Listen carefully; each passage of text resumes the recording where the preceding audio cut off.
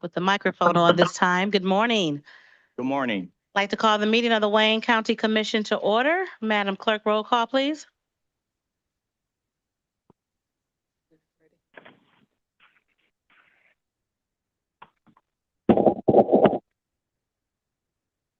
Commissioner Anderson, Commissioner Clemente, Here. Commissioner Dobb. Here. Commissioner Garza has requested an excuse. Commissioner Colleen. Commissioner Kenlack. Present. Commissioner Knizik. Commissioner Morecki. Here. Commissioner Baker McCormick. Here. Commissioner Peterson Mayberry. Commissioner Scott. Commissioner Wilson. Present and accounted for. Vice Chair Pro Tem Baydoun has requested an excuse. Vice Chair Palomero. Here. Chair Bell. Here. You have a quorum present. Thank you so much. Next item, please. Pledge of allegiance to the flag of the United States Please of stand for the America. Pledge of Allegiance. I pledge allegiance to the flag of the United States of America and to the republic for which it stands, one nation, under God. Thank you so much. Next item. Invocation. Today we will have our invocation introduction by Commissioner Tim Colleen.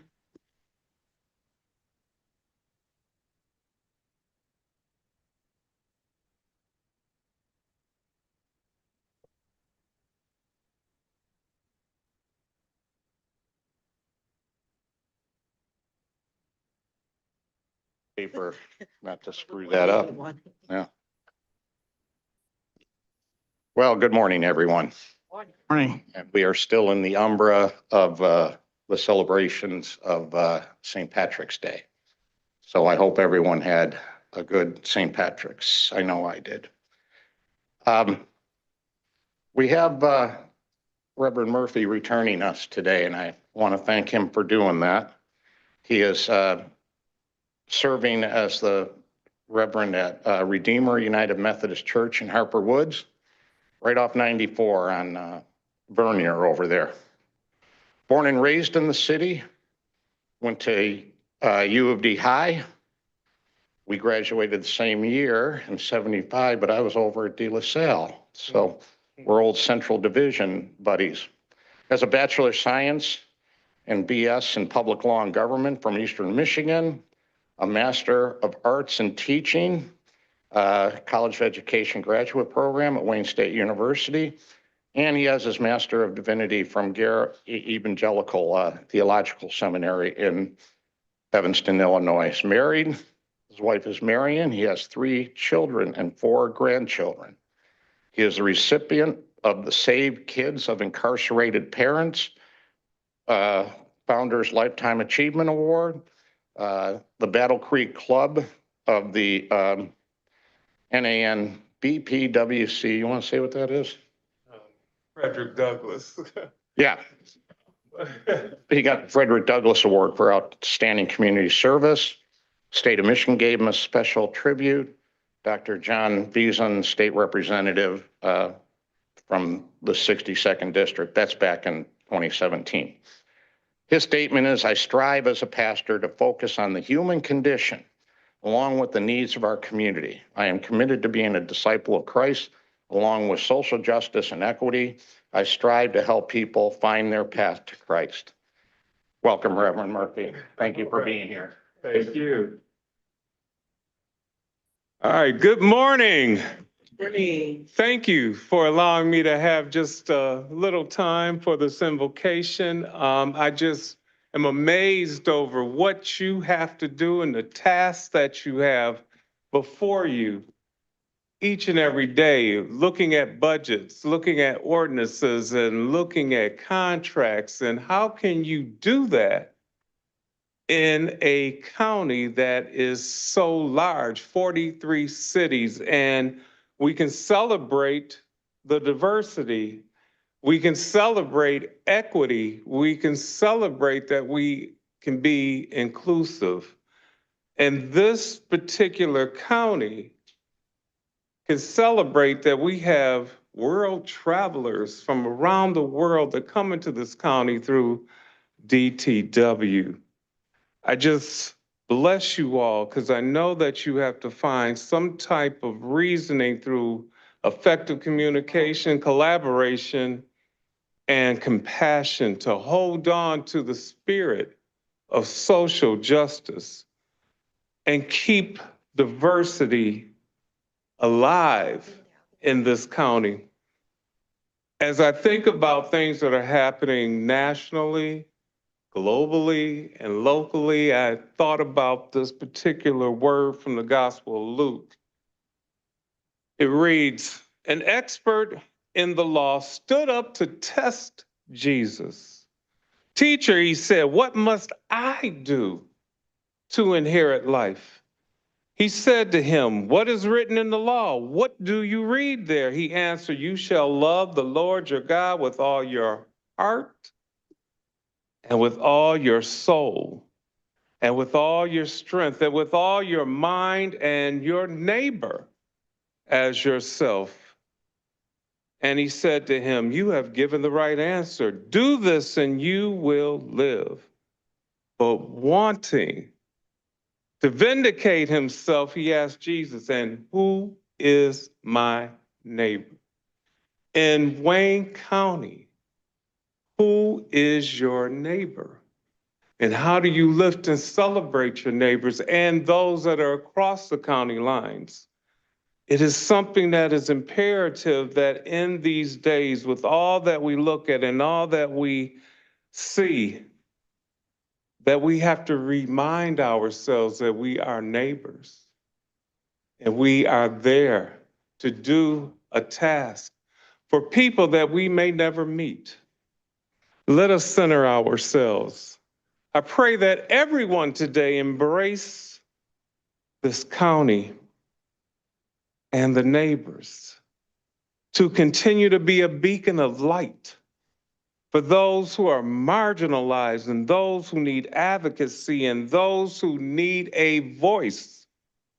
Let this group, this body, use critical thinking and wisdom through the Lord every day. I give you hope and peace and love, and have the courage to have the tenacity to have righteousness with love as your source and guide. In the name of Jesus, amen.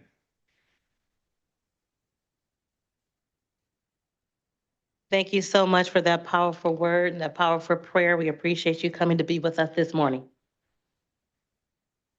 Madam Clerk, next item. Reading, correcting, and approval of the journal. Vice Chair Palomera, Move approval. there's support. Supported by Commissioner Scott. Any discussion? Hearing none. Are we ready to vote? Okay, please vote.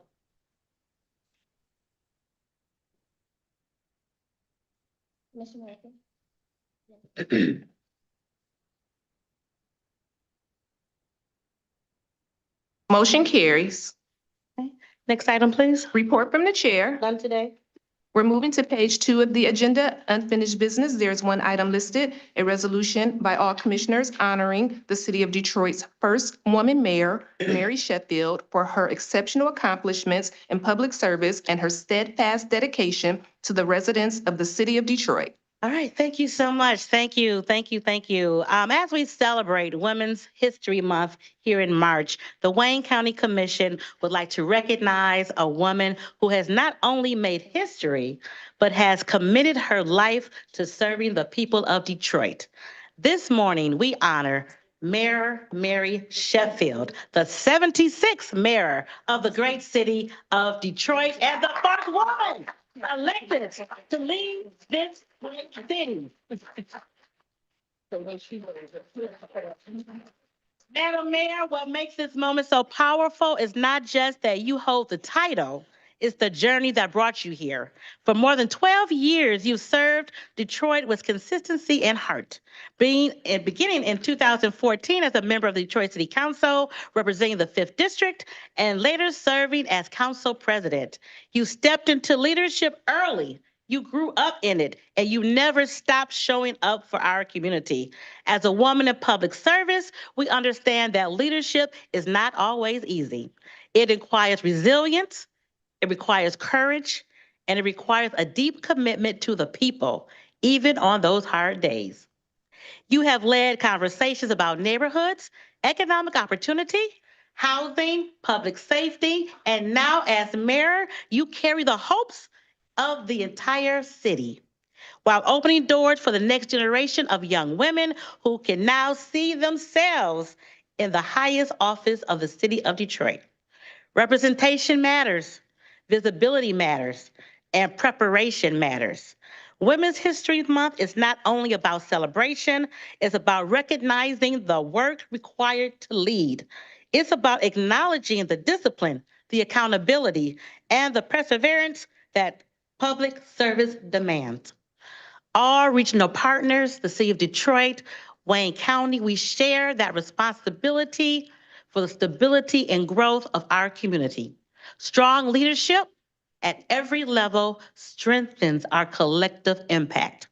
On behalf of Wayne County, we gather in the spirit of Women's History Month to formally recognize your leadership, service, and the progress of the City of Detroit. Not only in recognizing your historic achievement as Detroit's first woman mayor, but in your leadership for 12 years of service. Mayor Mary Sheffield, we are proud of you and we look forward to working alongside you as we continue to serve the people of Detroit and the county of Wayne. Mayor Mary Sheffield, if you could please join me up here. Let's give her a hand as she approaches. Thank you.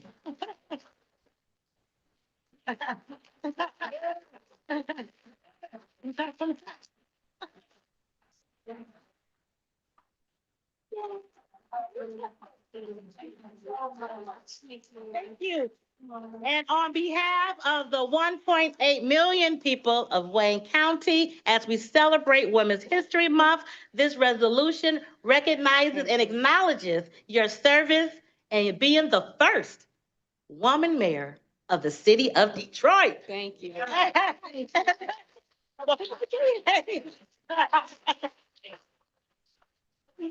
Thank you. Thank you. Thank you. Well, good morning, everyone. It is such an honor to receive this. I want to thank Chairwoman Bill for your advocacy, your leadership, and also you are a history maker as well, too. And so thank you for paving the way. In honor of Women's History Month, I want to acknowledge the shoulders that I stand on, the amazing, powerful women who really led the way for me to be here today. So many that are here in the city of Detroit and around the country. I want to thank all of the women in leadership on the city, state, and federal level that are really just paving the way for women in leadership, which is so, so important. I want to say that, I thank the residents of Detroit for electing me as the first woman mayor in the city of Detroit. This is such a transformational time in the history of Detroit. I do not take it lightly. I believe that right now in the world, we need more good public servants, people who have the right heart, the right values, and put people first. And so it is an honor to serve at such a critical time in Detroit. I care deeply about ensuring that our neighborhoods are thriving, that we enhance public safety, that we're empowering our young people, and protecting the most vulnerable in the city of Detroit. So I am so looking forward to working with each and every one of you all to ensure that Wayne County is thriving and that the city of Detroit is thriving as well. So thank you all for your leadership. Thank you all for your service. And thank you all for taking the time to acknowledge me and the work that we're doing right here in the city of Detroit. God bless you all and continue to rise higher. Thank you so much. Thank you. Take a picture. Okay. Commissioners, if you can join us down for a picture really quick. And as you gather for that picture, I want to acknowledge my former city councilman, Fred Durhall, who is here. Hello, Councilman Durhall.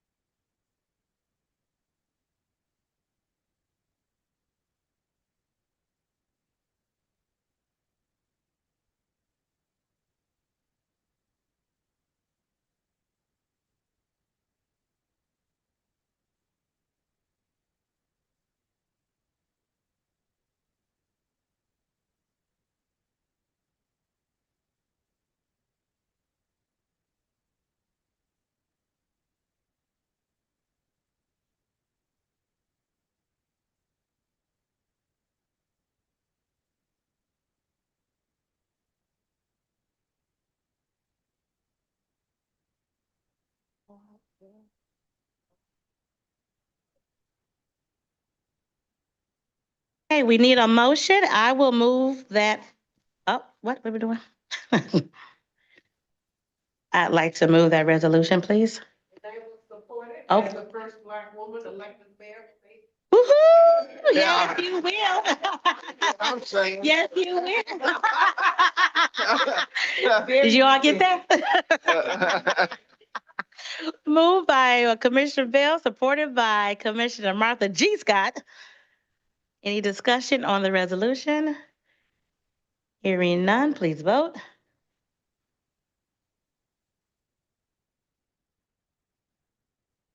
And it is by all commissioners, so all commissioners are on that resolution. Thank you so much. Next item, please. We're on offering of all petitions, ordinances, resolutions, and presentations. There are 2 items listed on the agenda and 1 on the addenda.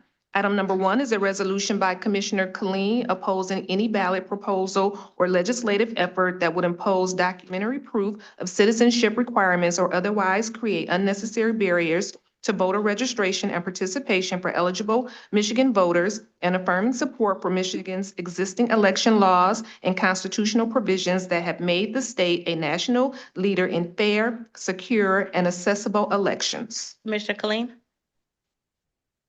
Thank you very much, Madam Chair. And I'm joined in this resolution by Commissioner Peterson Mayberry. So I want to kick off the discussion. First, I want to put it onto the floor and kick off the discussion. We have, as a part of this, there's a group of nonprofits, nonpartisan around the state promoting the vote. Today, we have representatives join us today from each one of the League of Women Voters groups that are in Wayne County. I'm going to ask Madam Chair for one of them to come up and speak after we put this on the floor. To lead into that, I will move approval of this resolution. Moved by Commissioner Khalid, supported by Commissioner Peterson Mayberry. Discussion, and I do understand, for purpose of introduction, Commissioner Khalid. Yeah, thank you, Madam Chair. I would like to bring up from the Grosse Pointe League of Women Voters, Lynn Pierce, for their comments on the resolution. Button right below you there. You're Thank good. you, You're Chair. good. Okay. Good morning, Madam Chair, And name and title for the record. Commissioners, and Wayne County officials. My name is Lynn Pierce. I am speaking on behalf of the 4 Leagues of Women Voters in Wayne County, urging you to vote yes on the resolution in front of you. Besides our organization, there are 36 other organizations in the state that are supporting this resolution. The League of Women Voters is a nonpartisan grassroots organization. We do not endorse or oppose political parties or candidates. Our mission is to defend democracy and empower voters. Voting is the fundamental right of every American citizen. Federal and state laws already prohibit non-citizens from voting. Michigan earned an A+ grade for election security and integrity from the Institute for Responsive Government in 2023 and 2024. Only 3 out of 50 states received that A+ rating. Special interest groups claim large numbers of non-citizen votes. They are paying to circulate 2 ballot proposals that would require documentary proof of citizenship to Michigan election laws. The central theme is that every voter must produce proof of citizenship, birth certificate, passport, or naturalization papers when they re-register after moving and when they cast their ballot. A driver's license does not meet this requirement. These requirements place an added burden on low-income and older voters. Also, every woman who has changed her birth name will be affected. The workload for clerks will significantly increase. There are over 1.5 million registered voters in Wayne County. Many of them do not possess or have easy access to these documents. The costs to obtain them are in the handouts we provided, and they are not cheap. In Wayne County, there's 43 municipal clerks. Every one of them is committed to conducting safe, secure elections. If enacted, there will be higher costs to administer elections with no provision for funding to these municipalities. The United Voices of the Wayne County Commissioners supporting local democracy sends a clear message to every voter in our county and every elected official in Lansing that our elections are secure and safe. On behalf of the 4 Leagues of Women Voters in Wayne County, I urge each one of you to vote yes to adopt the resolution in support of local democracy that is now before you. Thank you. Thank you so much for joining us today and giving us that summary of the position of the League of Women Voters. Commissioner Khalid. Thank you very much, Madam Chair. And I just want to add to that a couple of things. This issue has been spoken to by the Cato Institute, which is a libertarian think tank out of Washington, D.C.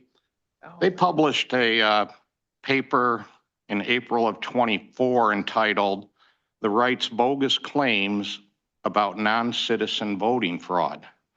And the subtitle was "Trump, Musk, and Vance Baseless Accusations Undermine Public Confidence in American Elections and Are Dangerous." And in their report, they stated, "The claim that illegal voting is swaying American elections is nothing if not sensational. Those who levy sensational charges should bear the burden of proving them, but they haven't. It's just an assertion after assertion with no refutation of the considerable evidence to the contrary." And part of that considerable evidence to the contrary was a report done by the Heritage Foundation, which today, people might want to recognize the Heritage Foundation as being the source of Project 2025. But they ran a study where they looked at over 1 billion votes that were cast in America from 1999 to 2023. Their study shows that there were 77 cases out of 1 billion votes of non-citizen voting. And also, there were 10 cases of undocumented people voting. So this whole SAVE Act thing is trying to solve a problem that just does not exist. But it's a lever to put more barriers in front of American citizens to exercise our precious citizen franchise, the vote. And it's not necessary at all to do that because we don't have a problem. And I also want to give a quick shout out. We have about 1,300 local clerks in Michigan. Do I have that right, Commissioner Marecki? It's about 1,300? Yeah, somewhere like that. And it's about 40,000 nationwide. All these local clerks swear an oath, raise their right hand and swear an oath to uphold the laws. And they have done a marvelous job of that, to do that in communities all over this country, that we don't see voter fraud, that we don't see these issues. So I want to give a shout out to the clerks who do an excellent job, their job in securing the vote and correctly for American citizens. So with that, Madam Chair, I'll step back here. Thank you. Thank you so much, Commissioner. There are a few commissioners with discussion. Commissioner Baker McCormick. Thank you, Madam Chair. As we celebrate Women's History Month, I'm really concerned about the SAVE Act and disenfranchising, in particular, women like my name that is hyphenated. If I go to the polls to vote and it has to match up with my birth certificate, it will not. So that will mean that I could not vote, which is crazy. So I am in support of this resolution and would like to open it up if we can to co-sponsors. Thank you, Madam Chair. Thank you. Commissioner Peterson Mayberry, no, okay. Commissioner Knizik. Thank you, Madam Chair. Of course, I'm going to be supportive of this resolution, and I appreciate Lynn coming up here and speaking on behalf of all of the leagues of women voters from across the county. I would be remiss, though, if I just didn't take a brief moment to recognize Connie Mitchell, who's here from Inkster, a member of the League of Women Voters of Dearborn Heights and Inkster. To say she is a dear friend is an understatement. She's really like a mom to me. And I don't want you to get too excited. I know she's wearing red. She is an AKA, she's not Delta. But she has been so consistent in reaching out to our local community, educating them on the importance of voting, getting young people registered and signed up to vote. And it's just a phenomenal representative for Inkster and the league that she's a part of. And so I just wanted to recognize my constituent, if you don't mind, Madam Chair, and thank you for that opportunity. Thank you. Thank you so much. Welcome. Thank you so much. Commissioner Kinlock. Yes, thank you, Madam Chair. It is important for us to oppose this not just because it is in front of us, but because of the history of measures that many folks in this country down through the years have taken to create roadblocks and disenfranchisement and preventing people from having access to the ballot box. This upcoming election this fall is so important. It's important because it is the last line of defense for us to be able to stop some of the attempts to further exacerbate, our rights and our liberties that we have seen being threatened in recent months. We know here in Michigan that there is a clear attempt to discredit our elections process in the state. It began in 2020 and it has not ceased. This is a further attempt by those who wish to make it tough for people to cast a ballot and exercise an most important right.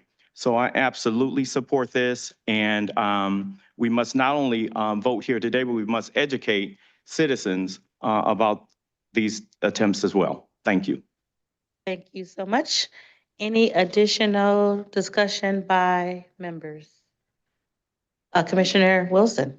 Thank you. Madam Chair Bell. Let me just briefly say that the SAVE Act represents as follows. If you don't have a passport, if you don't have a birth certificate, if you don't have enhanced driver's license or any other government issued photo ID that proves you are a United States citizen, you will not be able to not only register, obviously, but you will not be able to vote. I think we all are aware that the Senate Republicans are currently preparing a lengthy debate on this measure this week. President Trump is pushing hard, very hard for it. As we all know, the SAVE Act stalled in the Senate after the House passed it twice, in April of 2025 and again in February 2026. Republicans are emphatically for it. Democrats emphatically oppose it. Trump has said that he won't sign any legislation until the Senate passes the act, though we all know that bills still automatically become law if he doesn't veto them within 10 days. The United States citizens to register to vote in federal elections for presidents and congressional representatives will be affected directly by this SAVE Act. In closing, if passed, I can say invariably that the act will be one of the biggest revisions of voter rights since the Voting Rights Act itself. Opponents say tens of millions of voters could be disenfranchised. USA Today has previously reported the following. 21 million Americans, that's 21 million people, can't easily access their citizenship documents, according to the Brennan Center for Justice, a nonpartisan law and policy institute often associated with liberal and progressive legal positions. 2.6 million Americans don't have government-issued photo IDs, according to the University of Maryland's Center for Democracy and Civic Engagement, a nonpartisan university-based research center focused on elections, civic participation, and democratic governance. I don't need to say anything further to let you all know that this act cannot pass, and we must do everything that we can to continue to fight against these type of voter suppression tactics from, regrettably, the Republican Party. Thank you very much, Madam Chair. I yield the floor. Thank you so much. Any additional discussion on this item? And for the record, the National Association of Counties also opposes the SAVE Act as well as many other organizations throughout the country because of what was previously stated, it will disenfranchise so many people, which is not what this country should be about. So hearing no other discussion, it's been moved and supported. Please vote.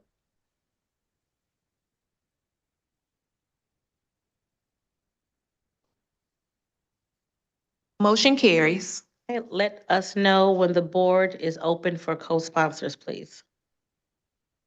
The board is now open for co-sponsors.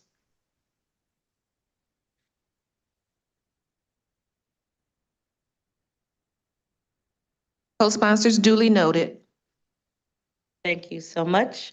And thank you, ladies, for joining our meeting today. I believe we do have several co-sponsors, several public comments as well that we'll read at the end of the meeting on this topic as well.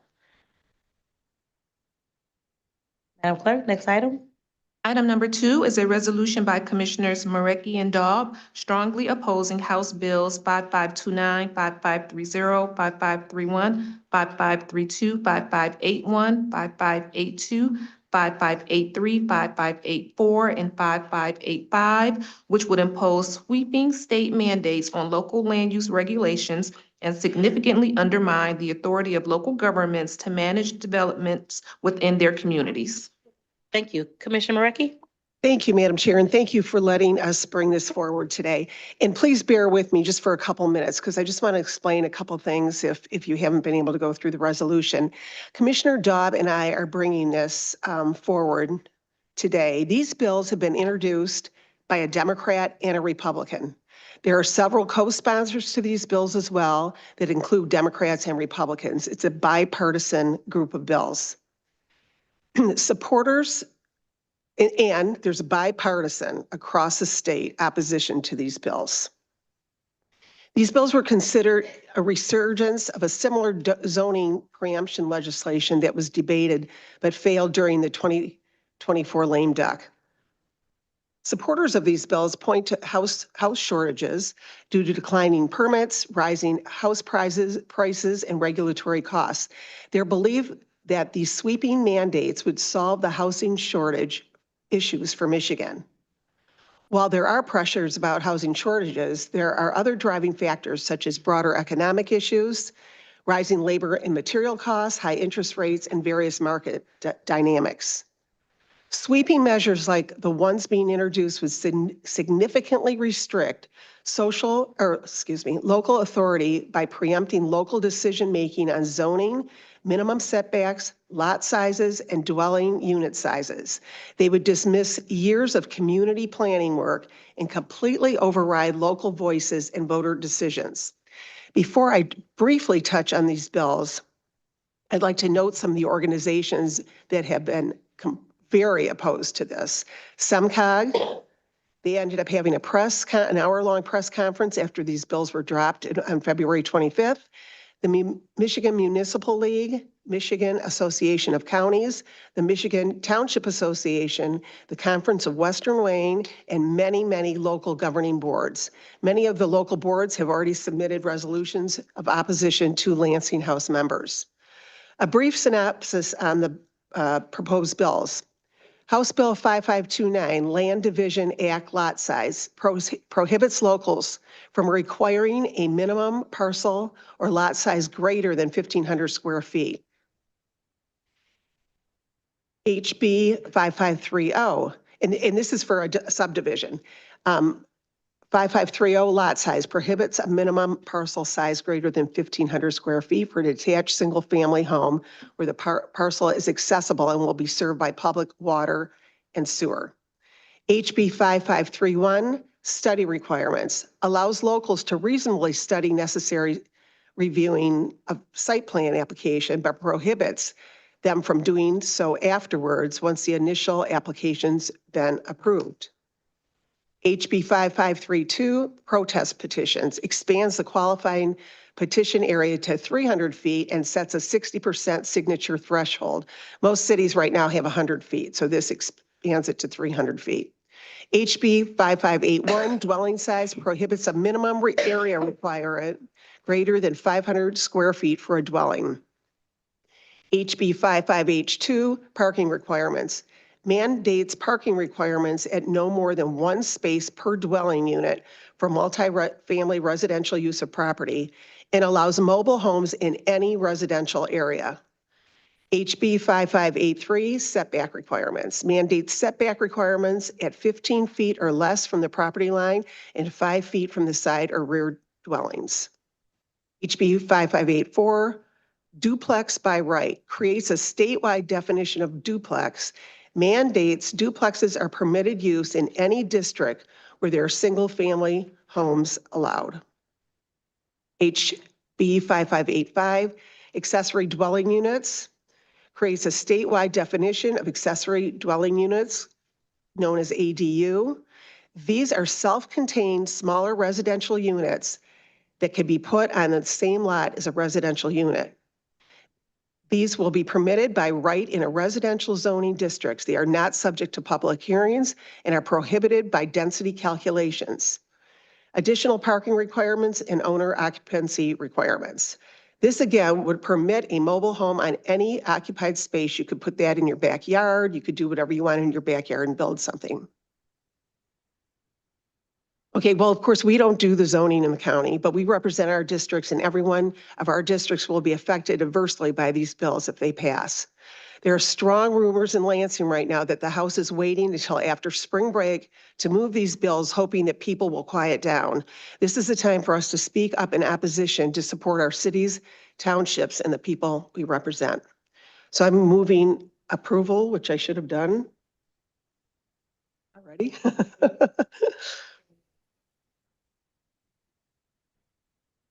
Thank you so much for that thorough explanation of those bills. Again, we don't do zoning at the county, but we represent the villages, townships, and cities that do. So this would adversely, obviously affect those. And I do believe that the Michigan Association of Counties has come in opposition of these bills as well. So it's been moved by Commissioner Marecki, supported by Commissioner Dobb. Any discussion on the resolution? Discussion. Okay, hearing none, please vote.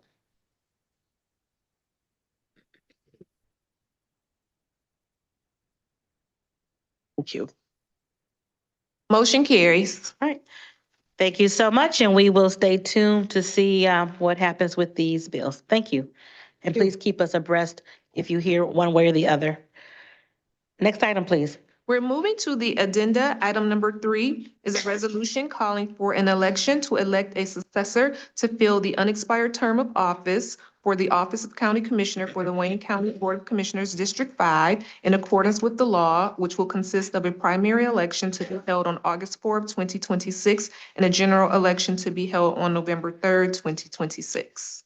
Okay, that's pretty self-explanatory. It's been moved by Commissioner Kinlock, supported by Commissioner Palomera. Any discussion on the item? Any discussion? Hearing none, please vote.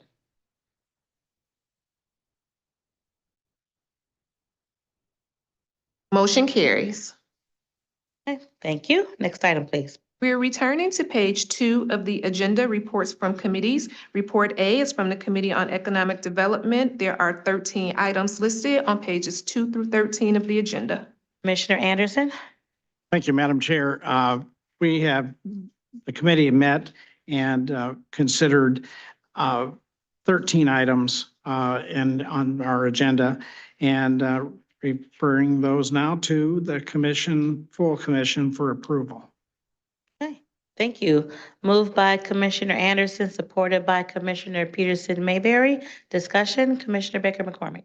Thank you, Madam Chair. Can someone explain the item number 1 is to what this group will do, what services they will provide?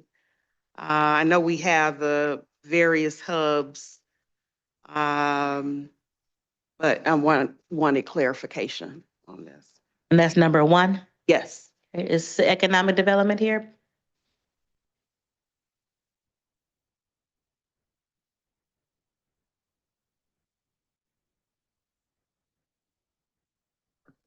You're good. Okay. Good morning. Erin Kelly, Director of Sustainability and Innovation Division in the Economic Development Department. Your question was about the services that the vendor will be providing, Elevate Energy. Right. This is an amendment to their existing contract. So we have been working with them to develop the curriculum that will be training the Resilience Hub. Part of this amendment is enlisting their support in the spending of the SLURF funds that are the improvements to enhance the resilience of these facilities. So I remember briefly when we approved the first contract, and just wanted to understand the continuing of the contract, because we now have the hubs in place. And so you're saying that there's additional work, I guess, that they need to do with the individual hubs. I guess I'm just trying to understand the additional efforts that are needed once the hubs are set up. Yep, great question. So part of this amendment is to add some project management activities related to deploying the SLURF funds. So when Elevate's services were originally procured, we hadn't anticipated needing to move the resources to support facility improvements. So now through this amendment, part of what we're seeking to do is, while they're already supporting the county in developing this program, to ensure that they can support us with facilities improvement activities as well. So there are an additional, $32,000 of project management related activities. When we initially engaged with Elevate, we were seeking their support related to 10 resilience hubs, and we are before you today with a request for 11 resilience hubs. We've added, as part of that, an additional decarbonization assessment and plan for the 11th hub. And then we are seeking their support related to the whole process of the facility improvements themselves. So they'll be also doing the improvements and making sure that each hub Mhm. has the curriculum. You said something about Yes, curriculum. the too. original agreement and their services is to support us in developing the core curriculum for the Resilience Hub Network program. And the amendment here is allowing them to support 11 hubs instead of 10, but also to add technical assistance to the facility improvement aspect of the program. Mhm. And as far as the curriculum, is there a copy of that we can actually see or? Yeah, so we did share a presentation previously. And in that presentation, there's a slide that covers the greatest hits, the highlights. But for each individual hub, is it a standard curriculum or it's different? This is a great question. So we do have a standard curriculum that's being developed, and hubs will meet with the county. And we would love to invite commissioners to join that process. We have 6 kind of formal trainings as a part of this. The presentation I was referencing has a slide that describes the content for those 6 trainings. Thank you. Mhm. Thank you. Thank you, Madam Chair. Thank you. Commissioner Kinlock. Microphone. Thank you, Madam Chair. To the Chair of the Committee, Commissioner Anderson, I would like to be the maker of maker of the motion for items 2, 5, 7, and 11. Madam Chair, I have no issue with that. Thank you. Thank you. Commissioner Killeen? Thank you, Madam Chair. I have questions along the lines of Commissioner Baker McCormick's.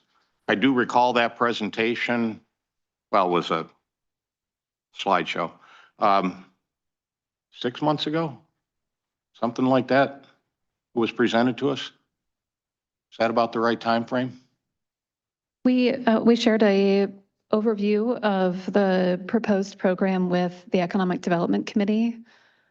And I'm not on that committee, but it was Yes. presented there, correct? yes. Mhm. So I'm still, what's the overall game plan here?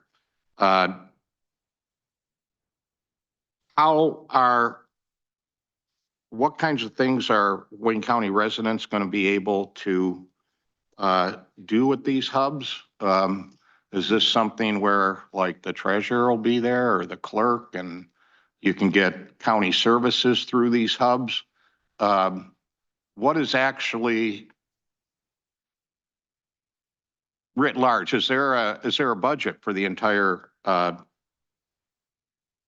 resiliency hub network?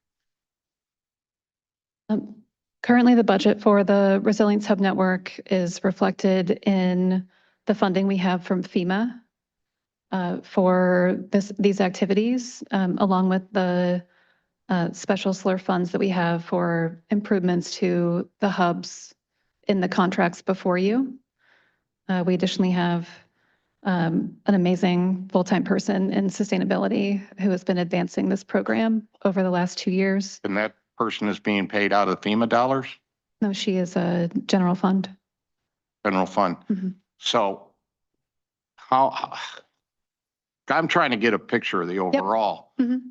How many FEMA dollars are in this project overall? A little north of $1 million. $1 million. Mhm. And the county general fund contribution? It's under 100,000, separate from the staffing. So I'll go back to that of what are Wayne County residents going to benefit from with these hubs spread out through the county? Mhm. That's a wonderful question. We know when there are disruptions related to events arising from the weather, that our most vulnerable residents are impacted first and worst. And so part of what these hubs will be able to do is to reach residents that might not have as good of contact with So some of this will the. be when an emergency pops up? That is a big part of what a resilience hub can do. We've been working collaboratively with HHVS and with Director Jaffer's team. And so what you're highlighting here is part of the opportunity that we see with the Resilience Hub Network, is that these hubs would be a way to share existing resources and programs with Wayne County residents. And we would welcome the opportunity to embody and deliver more collaboration through this process, and to, invite additional parts of the county and our programs and services to make contact with these organizations. Still trying to get the practical, let's say, because this is FEMA dollars, right? And FEMA at a national level on how it's being funded, I don't want to even get into that. So we have major flooding in Jefferson Chalmers on the east side that we've had before. What are these resiliency hubs? Is this for a way for people to go to talk to FEMA to what?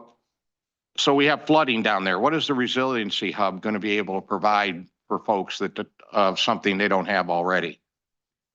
Resilience Hub is an existing community serving organization. And through our program, these organizations are trained through the curriculum that we have on offer.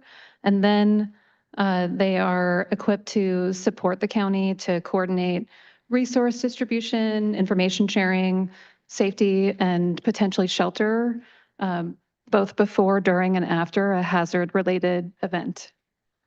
So the groups named here and the 12, I believe we're looking at, they're going to operate the hubs. Correct. There's not going to be a FEMA person there. There's not going to be a county person there. There's going to be the neighborhood group being trained, or the community group, whatever.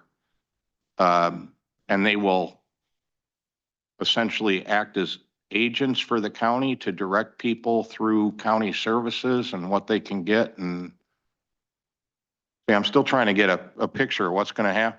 These things like open 40 hours a week?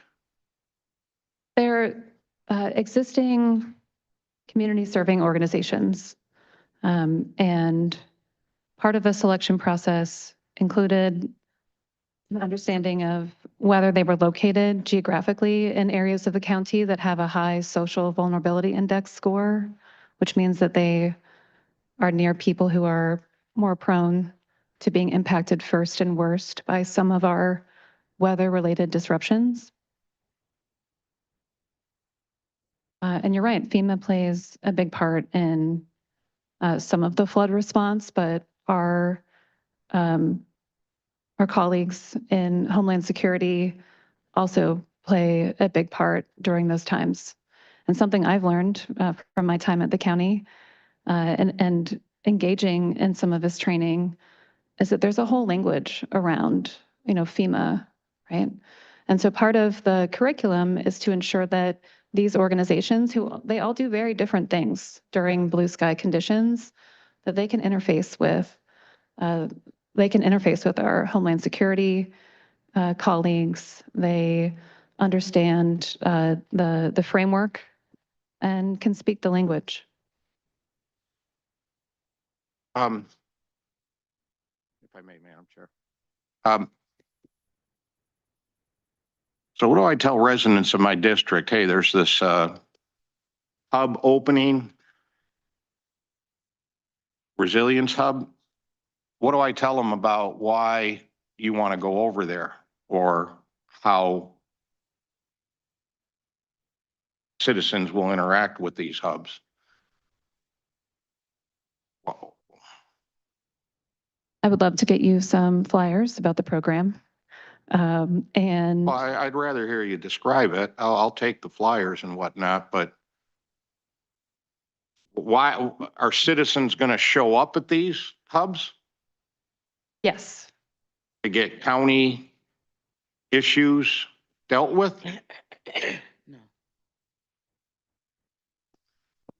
Anthony Cartwright, Economic Development Director. All right, so these slur funds that are for these hubs, the hubs are already in the community. These are already existing places in the community that these people already know about and they go to. For example, just like a disaster happened in New Orleans, everybody went to the Dome, right? So a disaster happens in these communities, everybody's gonna go to these communities. Our slur funds are only for facility improvements of these communities. The FEMA funds are doing the training of the communities. So for these people that are able to go to these places, our SLUR funds are making sure these buildings are right and in a good spot for these people to go to for emergency assistance, shelter. So that there's a food, space things there like that. to run things and at these local centers. We're going to help them with, for lack of a better term, physical plant. Are there buildings? Amongst other things. Yeah. Yeah. Now, I heard when I asked before, there was FEMA dollars going in here and then out of the general fund, 100,000. And that's the commitment from SLURF funds? Now, Is ours 100,000? per hub, 99,000 per hub. Yeah. And is that intended to be a year over year contribution? SLURF funds run out? SLUR funds run out this year, so that can't be. Okay. So I'm still trying to see what a citizen in the neighborhood, they just got their basement flooded big time. Do they go over to the hub? What do they I do? mean, the basement got flooded because there's a disaster going on in the area, or their basement just got flooded because they need to call an insurance company. It doesn't sound like this is something that citizens show up to No, I'm and asking walk in and say, you know, I've got an issue here, because people will have all sorts of issues. If there's a disaster, okay, something happens, all the electricity goes out, something happens. These places are in the community for the citizens to go to in case for the citizens to go to in case a disaster does happen. You know, that's one of the aspects of it. That's what it sounds like. You're trying to figure out how they go to what makes them go there. You know, it can be a food storage place. It can be a shelter storage place. It'll cover all of those gamuts. So it'd be more than just county services. Yeah, they're already existing. These are existing okay. organizations. Yeah, I'm just trying to get a picture here of what, so it'll all be staffed by the local resiliency hub? It'll be, Yeah, these are staffing? organizations that we are putting money into their buildings. We are putting money in their buildings for improvement. So these are organizations, yeah. okay, but it's not like, Just hand you thank you. These are good questions, Commissioner, and I think just to summarize so you get a better understanding, I think I know where you're going. What's the purpose of this and how do a citizen? So these organizations that already exist, the Resilient Hub concept is that we're funding to help them do what they already do in the community. So we're just giving additional funds to help them do what they already do, in addition to if there was an emergency, a FEMA type emergency, then they will have a place that they're already familiar with in their neighborhood to go get supplies, to get resources, to figure out how they get reimbursed. So this is just already in the neighborhoods across the county that we're just helping to fund. And I think all those questions are great and they're warranted for maybe a offline conversation with the department, but that's the synopsis of it. We're funding these hubs who are already in the community to help if a disaster comes. And that's where the assistant comes in. I'll just say, Madam Chair, this was done at Economic Development. Yes. I'm not on that committee. I've never seen this. Yeah. Yep. Right. And that was just a presentation and not just but it was a presentation, but not being on the committee, I wasn't. Yep, I understand. I wasn't, and I'm being asked to appropriate dollars today. Yeah. So this is the basis for my Absolutely. questions And here. you've asked good questions. I think they've given pretty good answers. But it's not like county departments are gonna show up. It's not like Mhm. Homeland Security is gonna give Security. presentations in these different hubs. This is strictly the work that the hub is doing now, that we're supporting it. We're supporting it maybe with some structural money or whatever they need internally, and train their staff. We're not abandoning them. We're participating in what they're doing. So, the county will be there. I mean, it just depends on the nature, we be there with the. So that's what I was thinking, but we're not gonna have like county staff there Not for the stationed. public. No, we don't have a county staff station at their facility hub, no. Our county staff's gonna interact with the staff there. Yes. All right, well, that gives me a little better picture, Madam Chair. Thank you. Okay, thank you, Commissioner Scott, then Commissioner Peterson Mayberry. Thank you, Madam Chair. I'd like to be the maker of the motion for number 12. Solidarity has been into Highland Park, putting lights in when DTE took our lights away. So I'm grateful. Thank you. Thank you, Commissioner.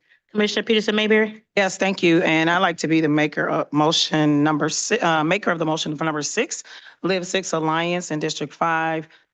They do amazing work for the community as it relates to skilled trades, financial literacy. There's a plethora of services that are offered that I've actually had the opportunity to witness myself. And thank you to the committee. I know we had a lot of questions in economic development. And so thank you for not only adhering to the request that we had from the first time it came back to us. Yeah, we sent it back the first time. It came back. You all addressed all of our questions. So I appreciate that. So thank you, Madam Chair, maker of the motion for item number 6. Thank you. Madam Chair, I just wanted to say I've certainly welcomed those sponsorships of those items. That's fine. Okay, thank you, Commissioner. Commissioner Baker McCormick. And I would like to be the maker of the motion for Detroit Blight Busters number 4. They do great work. Most of you probably heard of them, been around a long time. So I'm glad that they are and will continue to be a hub in the community. Thank you, Madam Chair. Thank you so much. Any further discussion on the economic development report? Hearing none, please vote.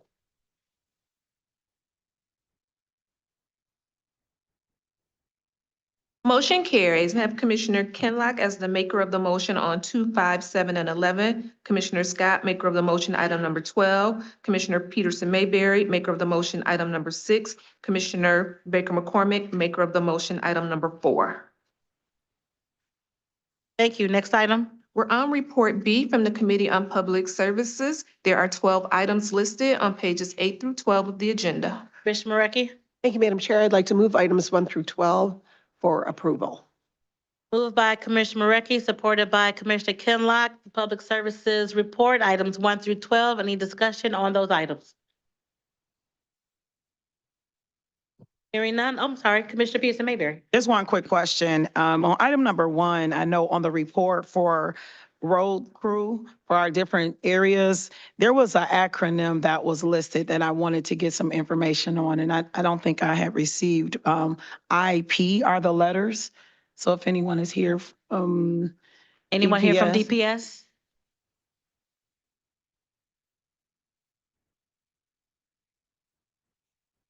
Steve, just that IP.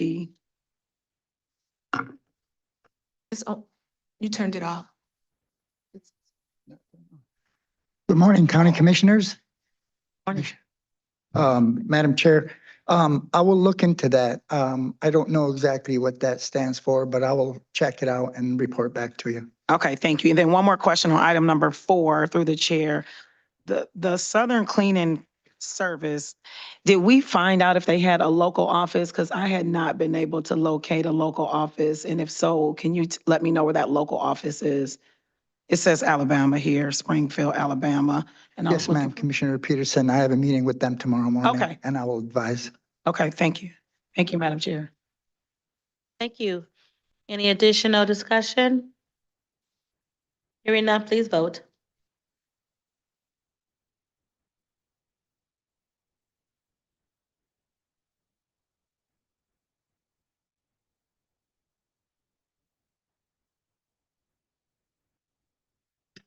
Just speak, just say.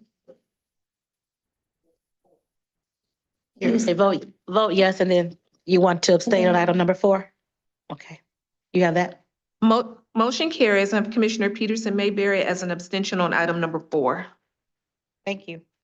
Next item, We're on report C from the Committee on Ways and Means. There are 2 items listed. Commissioner Kinlock? Yes, Madam Chair, move approval of Open your public hearing. oh, sorry. At this time, Madam Chair, a public hearing is required, and I'd like to move to open the public hearing. Okay. The motion to open the public hearing, moved by Commissioner Kinlock, supported by Commissioner Marecki. Please vote to open the public hearing.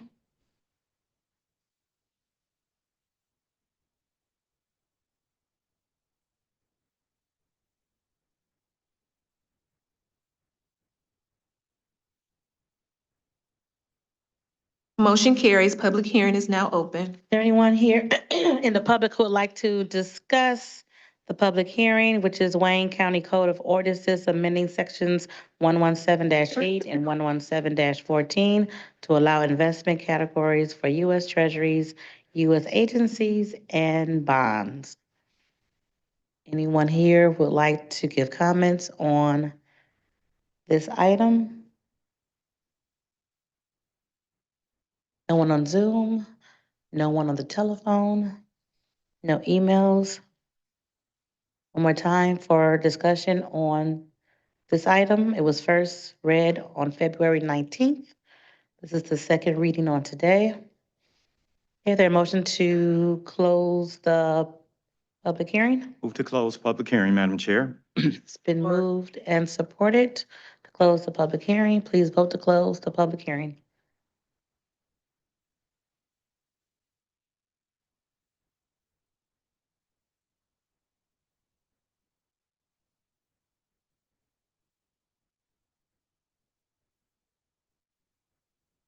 You want to do a voice vote?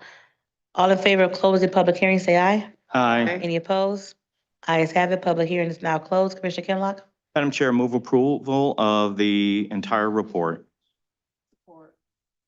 Committee Ways and Means moved for support by Commissioner Kinlock, supported by Commissioner Marecki. Any discussion on the 2 items on Ways and Means? Hearing none. Should I wait or you want a voice? Okay, here we go. Okay, please vote. Motion? Motion carries. All right, thank you. Next item. We're on report D from the Committee on Health and Human Services. There are 8 items listed on pages 12 through 14 of the agenda. Commissioner Scott. Thank you, Madam Chair. Items number 1 and 2, motion to receive and file, and items 3 through 8, approval, please. Okay. The report has been moved by Commissioner Scott, supported by Commissioner Kinlock. Commissioner Scott, did you want to have someone speak? Yes, on item number 8, Hagera Health is here, and I would like for them to speak on that, please.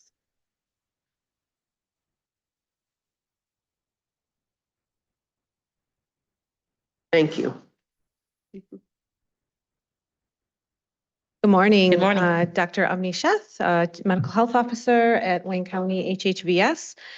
Chair Bell and Commissioners, we are grateful to bring forth to you all a approval for a contract with Hagera Health, a 2-year contract for a total of $3.2 million to invest in Hagera to develop and implement a regional coordinated system and model to respond to behavioral health, mental health, substance use, overdose crises in our communities, a specific model, a crisis co-response model. And so we know that there are significant unmet behavioral health needs in our community, and too often law enforcement and first responders are responding to these health crises. And so what we're really trying to do is meet a health need with a health response. And we are thrilled to partner with Hagira Health with this. We have Carol Zuniga, who's the CEO of Hagira Health, who's done tremendous work in this space and built significant partnerships with law enforcement in our communities. And she's here to talk a little bit more about this. Good morning, Commissioners. Carol Zuniga, CEO at Hagira Health. Appreciate its privilege to be before you this morning. So we have been working with our county partners in developing an opportunity to ensure that all of the Western Wayne and developing into the Downriver community over time, member residents have opportunity when they engage with law enforcement, that we also coordinate any mental health, behavioral health needs that they might have. Hagira Health has been providing these types of services since 2018. We're very proud to have been the first to initiate law enforcement mental health co-responder roles in our communities. We currently have clinicians sitting in 11 police departments at this time. We are looking forward to the opportunity to further coordinate and expand through these supportive funds to ensure that not just part-time day activity occurs in our communities, but that we're able to cover into the afternoons and on the weekends. And that's what these funds will be providing. They're expansion funds of services that we already provide. Most of the services that are provided now are funded through grants or self-funded through municipalities. We work with those cities to ensure and sustain those funds. And we are all looking forward to the potential for expansion as well as to expand in other communities. Hagira is set to partner both with those existing agencies that may already have co-responders in the community. So this is not exclusive to Hagira Health. This is a Hagira Health role to help coordinate, ensure that these services are provided throughout Wayne County, throughout Western Wayne and Downriver at this time. Thank you so much. The information and the services that you provide throughout Wayne County, especially downriver, is invaluable. And we're so excited to have these services expanded. So thank you for that information. We look forward to our continued partnership and making sure that we're serving our residents who are in need of those services. So thank you so much. Thank you, Dr. Schiff, for that. And are there any questions before she sits? Commissioner Killeen? Thank you, Madam Chair. More of a comment. I've worked with Hagira going a long way back on the mental health board and the services that they have provided and working right at street level for services which are so sorely needed in the mental health. Working with some of the police over there. I'm surprised the mayor of Livonia is not here to talk about how successful it's been there. So I strongly support this. This is exactly what we need, is more services for people with mental health crises on the street, where they come in contact with police, where they come in contact with neighbors, just to have that response out there, because we know when that is not in existence, outcomes for people with mental health crises can be not that good. So the more of this we can do, the better. So I strongly support this. Thank you, Madam Chair. Thank you. Thank you. Thank you. Any additional comments? All right. Thank you. So for the report, I'm sorry, one more, Baker McCormick. Madam Chairman, I had a question on item number 1. Okay. Thank you. Thank you, ladies. Okay, go ahead. So some time ago, we had discussed in our committee how we determined the amount of medical debt that was being transferred. And I couldn't remember if we have that amount, that the total amount transferred from the hospital that was, cleared. Do we? Is it have Dr. Okay. Direct. I wanted to know the amount of medical debt from the hospitals that have been transferred from the hospital to. Yes, sure. Yeah. And so Aja Harris Martin, Chief Programs Officer for Wayne County Health Human Veteran Services. So to date, we have around $76 million in debt absolved. million Million. Okay. resolved for around greater than 11,000 residents. Of the hospital bill, I don't have that exact number. Most of the debt, I would say around 90% comes from third-party crediting agencies. So that is kind of who Undue partners with the most, because that is the hospital saying, okay, we know we're not going to get that debt. We send it to a collection agency, and then Undue purchases from that collection agency. To date, our value has been smaller from direct purchase to hospitals. So can we get the amount that was transferred from each hospital?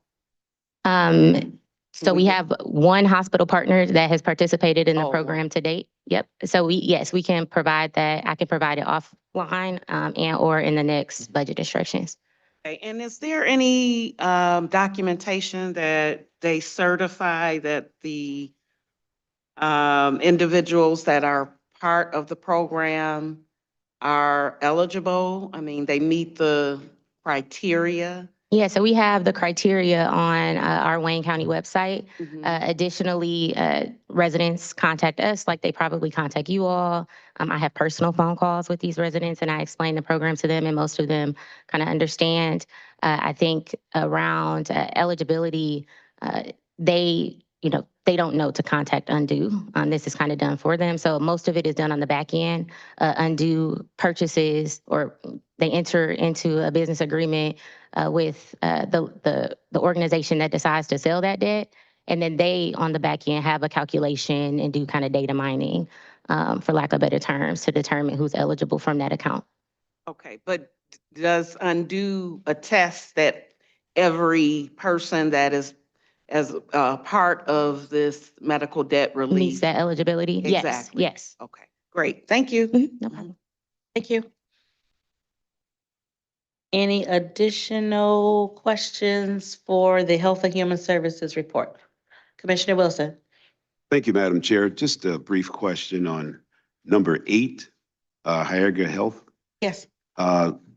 Looks like you not to exceed $3.2 million for the implementation and development of a regional coordinated system for integrated crisis co-response services to address, here it is, post-overdose, mental health, substance use, and or co-occurring crises. Ooh, okay, so I think anybody who has a heartbeat, we've seen over the past several weeks, several months, even several years, when domestic violence occurs in our communities, and what oftentimes precipitates this violence is mental health issues. So how would we sort of interact, if you will, to try and preclude these type of abuses? And or the second question is, I'm out Wayne County as you can get. I've got like all my communities are out Wayne County. And I do appreciate the work that you're doing because it's very, very much needed. But these individuals, are they mobile? Do they go into the police stations? Do they have a location there? They have a desk? I mean, when people call, how do they sort of access this information and this support mechanism? Yeah, thank you for that. Thank you, Doctor. Dr. Sheth, Medical Health Officer, Wayne County HHBS, joined by Tara King, our Community Behavioral Health Administrator, and you're lifting up kind of the one of the rationales behind this model. We know these crises don't exist in silos, right? And there's a lot of issues that are commingled together, right? Mental health, substance use. We know substance use overdose does not sit in a silo. And so what Hagira has recognized and in this model development is that we need to be able to respond to the spectrum of behavioral health crises. And that's what this team of trained clinicians really are equipped to do. It is a mobile model, right? So with our use of resources, we really want to be able to provide this reach to all of our municipalities, downriver, Western Wayne, in out Wayne County, and kind of thinking about it as like kind of regional hubs where teams can be dispatched to where there is a need, and be nimble and be able to respond. So thank you for that, Doctor. Just again, quickly, I would like to be able to promulgate these services. And if I don't have any idea where these mobile folks are at, I mean, I've got Romulus, Flat Rock, Van Buren, Sumter, Huron, all the out county folks you can think about. And this is, again, this is very good. I appreciate it, but I don't have any idea how I can help you kind of sort of get this information out there. So what do we need to do to sort of highlight this type of very, very fundamental service that people obviously need? Thank you, Commissioner. Tara King, Community you. Behavioral Health Administrator for HHVS. So the piece that you're speaking to, we discussed briefly, I would say, in HHS committee, but really the implementation components. So there is a planning and development period built into this contract with phased implementation based on distinct regions within Wayne County. So the point that you're emphasizing, which is wonderful, is the support and messaging and information out to the community. So our hope is during our initial planning phase, which will be within the first 6 months for the Western Wayne region, to really iron out and get a feel for what the implementation looks like in that region. Just as we would look at downriver, Hamtramck, Highland Park, and then our northeastern region. So I would say more information to come, and definitely at the point that we're ready to roll out, because the service will become available to those communities, at least in Western Wayne, within the first 6 months. We will be in touch regarding what the service is and what information can be provided to the community. Okay, thank you. I have a news bulletin going out in the foreseeable future, so I would definitely like to place that in. That's a great information that people need to know about. So I guess I have to contact one of you individuals. You can, and we will definitely be in touch. Okay, thank you so much. Thank you, Madam Chair. Thank you. Thank you. All right. Hearing no other discussion on Health and Human Services, please vote.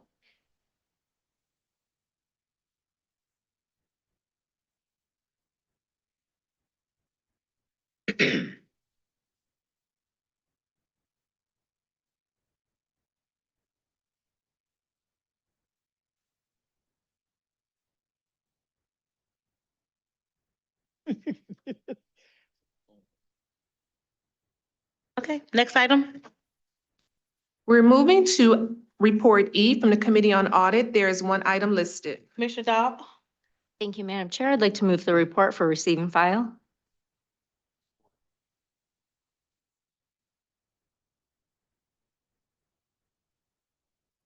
Moved by Commissioner Dobb. I think I heard Commissioner Clemente. Support. Comment, please. Okay, no support.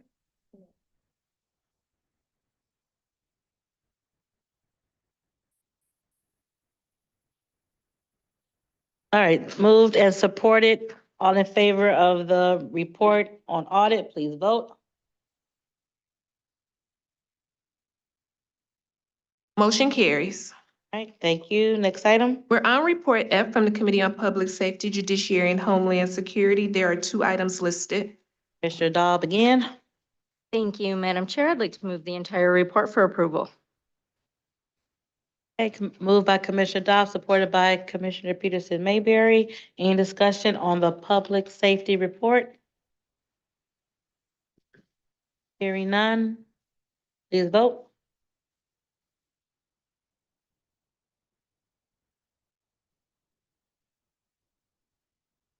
Motion carries. Thank you. Next item. We're on Report G from the Committee on Government Operations. There are 10 items listed on pages 15 through 18 of the agenda. Commissioner Clemente. Thank you, Madam Chair. I would like to move the full report, 1 through 10. Moved by Commissioner Clemente, supported by Commissioner Peterson Mayberry. The Government Operations Report, items 1 through 10. Any discussion on any of those items? Commissioner Kleen. Thank you. It was discussed in committee. Item 8.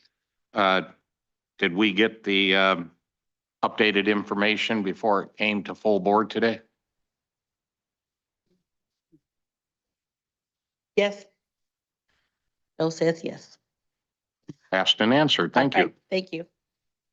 Any further discussion on operations, government operations report? Hearing none, please vote.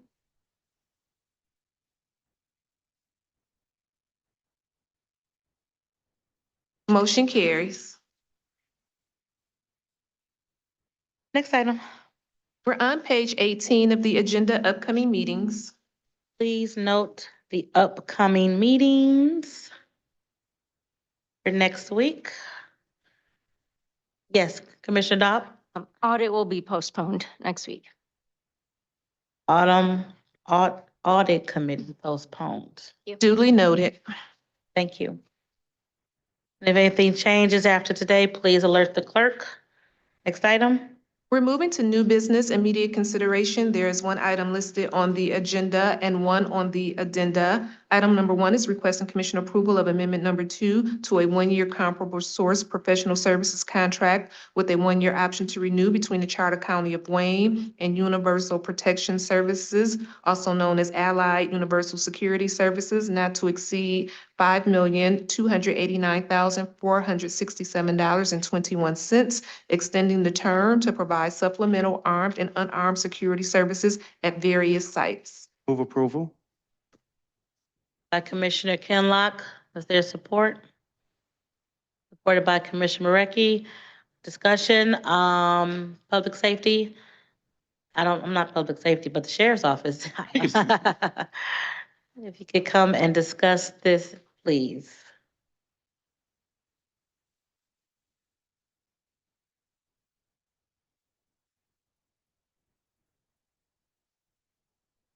Good morning, Commissioners. Vanita Terry, the Chief of Administration for the Sheriff's Office. Good morning, Kevin Tolbert, Chief of Staff, Wayne County Sheriff's Office. Mike Jafer, Under Sheriff, Wayne County Sheriff's Office. Okay, all right. Floor is yours. So we come before this honorable body this morning asking for your approval to extend the contract with Allied Universal Protection Services for $5,289,467. This contract will go through the end of next year, March of 2027. And it's for 1-year extension. And that is for services provided within the Friend of the Court, over at KMAC, and at the Treasurer's Office.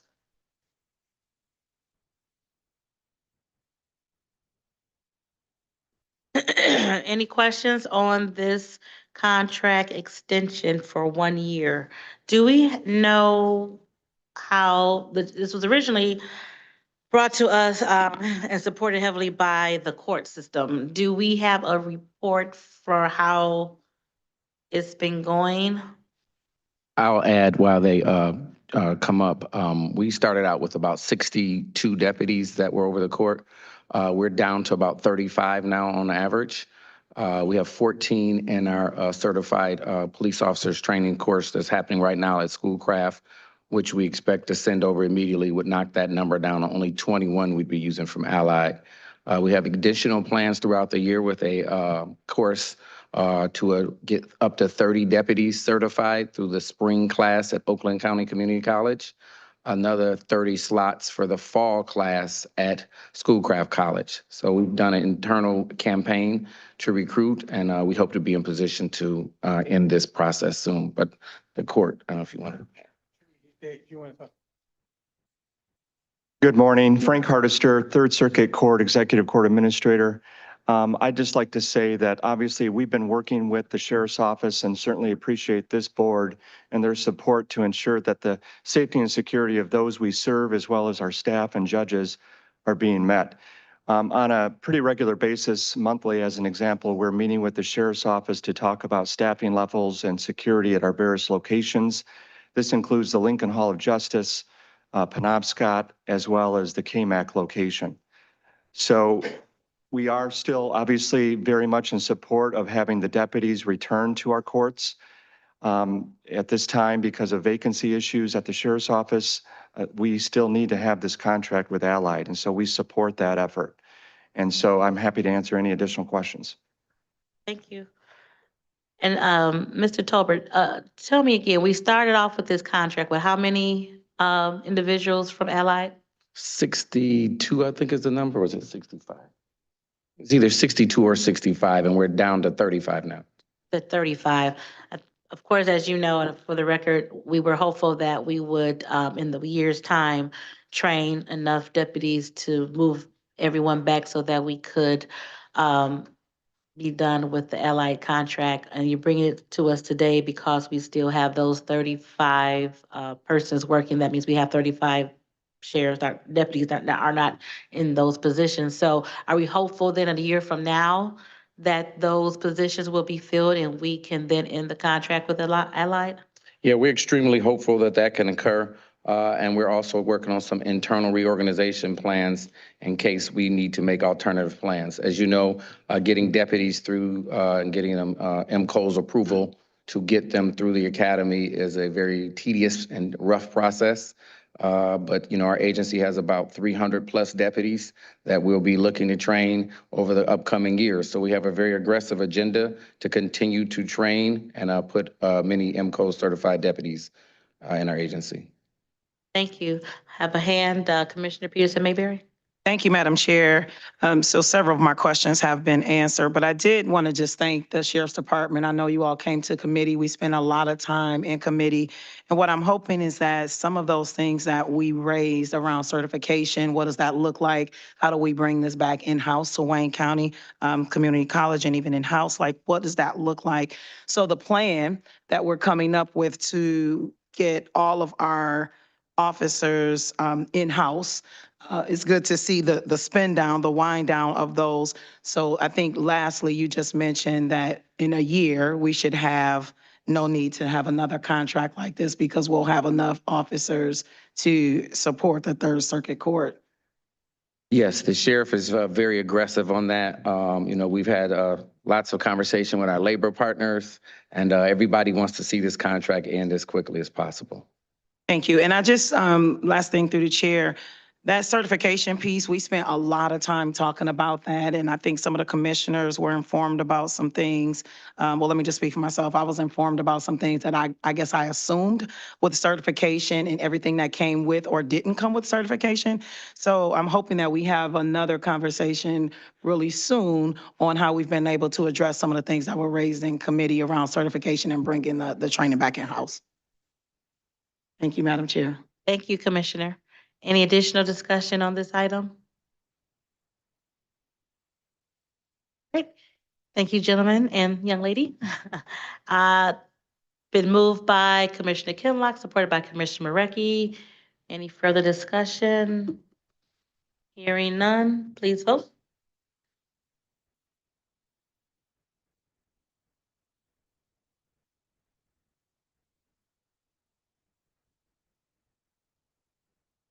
Motion carries. Next item, please. We're moving to the addenda. Item number 2, immediate consideration, requesting commission approval of the reappointment of Bernard Parker as nominated by Detroit Mayor Mary Sheffield to the Detroit Wayne Integrated Health Network Board. Move approval, Madam Chair. Okay, moved by Commissioner Kinlock, supported by Commissioner Peterson Mayberry to reappoint Mr. Bernard Parker to the DWIN Board. Any discussion on that appointment? Hearing none, please vote.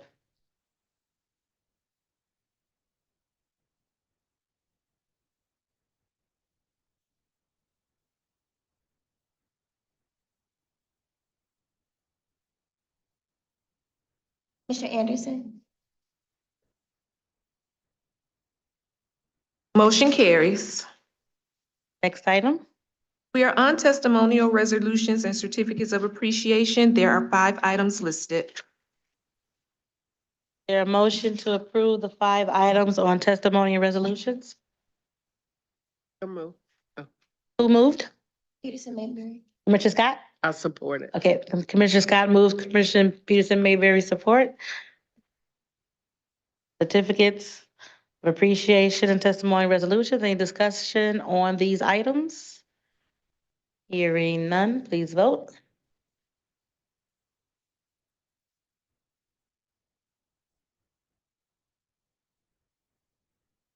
Motion carries. Thank you. Next item. We're on memoriams. There are 6 names listed. Okay, we have 6 names for memoriams. Let me talk about 2 really quickly. On one day, we had 2 losses of 2 Wayne County Giants. The first was Betty Mizaraka. Those of you who know Betty, she has been around since the Ed McNamara administration. She was forced to be reckoned with, knew everyone from every White House down. She served as the chair of the Arts Authority. She was a board member on the pension board, and she was working up until a week before her passing. At the great age, she had a very, very wonderful life, celebration of life. She passed at 89, but again, she was working up until the last days. She is absolutely the shoulders that many women in Wayne County stand on for the work that she's done throughout her years. So her services were last weekend, and of course, we will sorely miss her. A few hours later, we were informed that Kenny Lowry, who many of you were probably not here, but over at the old building before we moved over here, Kenny worked for Fireman, and he DJ'd every community event that I had for the last 15 years. Just all around great guy. So to lose both of those in the same day was very hard on our heart, but we want to keep their families in our prayer, and just know that they served Wayne County well, and they will forever be remembered. Kenny's services have not been announced yet, but once they are, we'll let everyone know. Commissioner Scott? Yes, Kenny was a Highland Parker also. Yes, he was. Yes, he was. Through and through. And when I was fortunate enough to get my street named after me, he played the music there that day. Yeah. Everybody's DJ. Yeah. And would call me all summer long for baseball tickets, you know. Oh, me too. He's double dipping, huh? Yes, we love Kenny. Yeah, he was quite a guy. Yes, thank you. Thank you, Miss Commissioner. him and my Betty too. Yes. Betty, I met Betty when I became a civil service commissioner because she was always helping somebody. And I remember when Irma's son had applied for a job at the county, Betty came to me, not Irma, but Betty. Betty came to me and said, well, he may not have all that he needs, but he needs this job. So back in those days, it was 3 of us. And I told those 2 guys, I said, we got to help him. I said, and that's why I'm here, for us to help people get jobs and that, you know. But they did. They were 2 wealthy men too. One owned a nursing home out in Western Wayne, and the other one was in my city, owned a brewery in Hamtramck, you know. So, but I was able to come in there and become the second vice chair, the vice chair rather. And so they listened. Very good. And They knew what was so best. Betty was always coming, asking, not really for herself, but was always helping somebody, you know. And yeah, so she also served with Dr. Audie on the Rescue Mission? yeah, the rescue mission. In fact, I have been on the board for many years, so she came to me and she said, well, there is one thing I want you to do is get me on that board. Because she was always helping, because you know, she served on the board to help those that was in drug addicts and that, you know, and so Betty was just always out here helping. So I thank God for her life because she was an instrument in the community to help everybody. I don't care where you were, you know, didn't matter whether you was a Democrat, Republican, or in between or whatever. She was just there to serve. So we're gonna miss her serving. We will. Yeah. Yes, we will. Thank So you. we thank you, God for Commissioner. her. And on number 6, Dr. Jane Robinson was my next door neighbor for many years before she left to go to Atlanta to be with her son, who was an educator there. They were all musicians. In Highland Park, we had the greatest teachers and music and that, you know. So that whole family, though, came from there. And her son, Ricky Robinson, became the first Black at the DSO. And he became that because trying to think of his name, Senator that was on appropriations.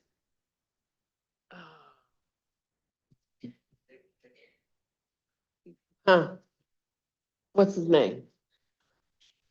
No, not Jacob Betty. This was, the black that lived on Boston Boulevard. Oh, the David Holmes. Yes, Dave Holmes was chairing appropriations, and he said, if you don't put a black on there, we are not going to give the DSO any money. And so that person happened to be Ricky Robinson, who grew up next door to me. Yeah, and just fantastic. But I saw his sister the other day, and she said that had left the state now, but he was doing some other things. But her memorial service is like next week in Atlanta. Yeah, and so and then she's gonna have one here. Yeah, yeah. And that's Dr. Amy Robinson. Oh. And she runs the place or close to running it up in Highland Park. On the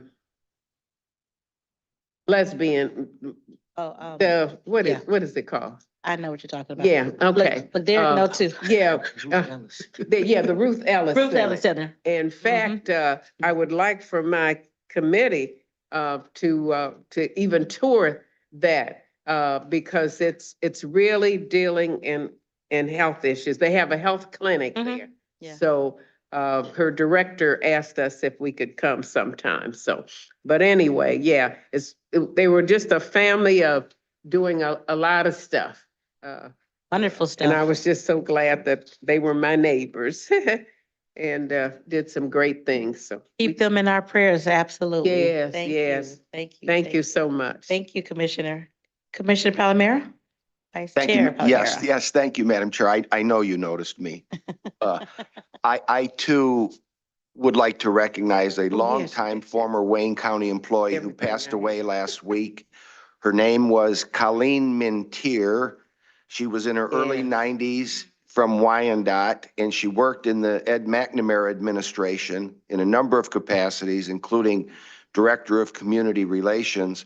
Her service was this past Saturday at Riverview St. Cyprian's. It was well attended by many family, friends, including current and former elected officials, and even a Supreme Court justice. So Colleen will be missed by many. Thank you, Madam Chair. Well, her and Betty's funeral was at the same time. Oh, wow. Yeah, in fact, the McNamara's were at Betty's earlier and they had to leave to go to Colleen's. Yeah, Colleen was just a fantastic woman also, yeah. Of our legacy members. Fantastic ladies. Thank you. Thank you all. Commissioner Dobb. Thank you, Madam Chair. Canton resident Bonita Gibson passed away at the age of 114 on March 10th. She was the oldest Michigan resident for nearly 4 years and the second oldest living person in the United States. She was known for her vibrance, dedicating her health and longevity to potatoes, as she worked heavily in the Idaho potato industry with her husband Kenneth for decades. So everyone can go out and have some French fries or some chips or baked potato today in her honor. Thank you. Thank you. Thank you. Amazing. Get some potatoes, huh? Very nice. I don't need any, but thank you. Thank you. Commissioner Kinlock. So I can Madam keep going, huh? Yes, Madam Chair, I would just like to ask us to continue to hold our own Wayne County Chief Deputy, John Vera Adams and her family in our prayers with the passing of our mother, Ms. Gwendolyn Holiday Turner. Her services was this past Monday in Flint. Yeah. Jean-Pierre over at the Treasurer's Office. Yes. Yes. Thank you. We will do that. We will do that. Any additional names for memoriams? Okay, everyone could please stand for a moment of silence.